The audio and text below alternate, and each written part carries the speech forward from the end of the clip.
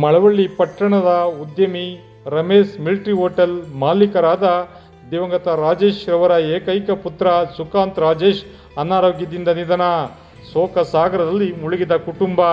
ಮೇ 10ರಂದು ಬೆಳಗ್ಗೆ 10 ಗಂಟೆಗೆ ಪಟ್ಟಣದ ಅವರ ಜಮೀನಿನಲ್ಲಿ ಅಂತ್ಯಕ್ರಿಯೆ.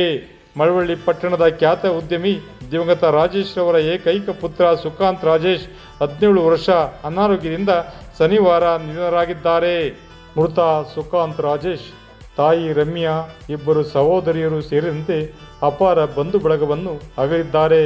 ಮೃತರ ಅಂತ್ಯಕ್ರಿಯೆ ಮೇ 10ರಂದು ಭಾನುವಾರ ಬೆಳಗ್ಗೆ 10 ಗಂಟೆಗೆ ಅಪಾರ ಬಂಧು ಬಳಗವರ ಸಮ್ಮುಖದಲ್ಲಿ ಅವರ ಜಮೀನಿನಲ್ಲಿ ನಡೆಯಲಿದೆ.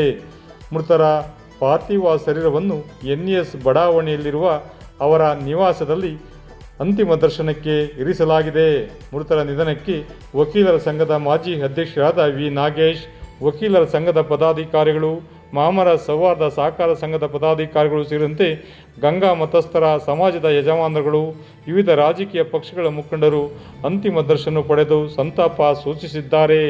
ಮೃತ ಸುಕಾಂತ್ ರಾಜೇಶ್ ರವರ ನಿಧನಕ್ಕೆ ಮಾಮರ ಮೀಡಿಯಾದ ಎಂ. ಶಿವಕುಮಾರ್ ಮತ್ತು ತಂಡ ಅಂತಿಮ ದರ್ಶನ ಪಡೆದು ಭಾವಪೂರ್ಣ ಶ್ರದ್ಧಾಂಜಲಿ ಸಲ್ಲಿಸಿ ಕುಟುಂಬಕ್ಕೆ ಮೃತರ ದುಃಖ ಭರಿಸುವ ಶಕ್ತಿ ನೀಡಲೆಂದು ದೇವರಲ್ಲಿ ಪ್ರಾರ್ಥಿಸಿದ್ದೇವೆ.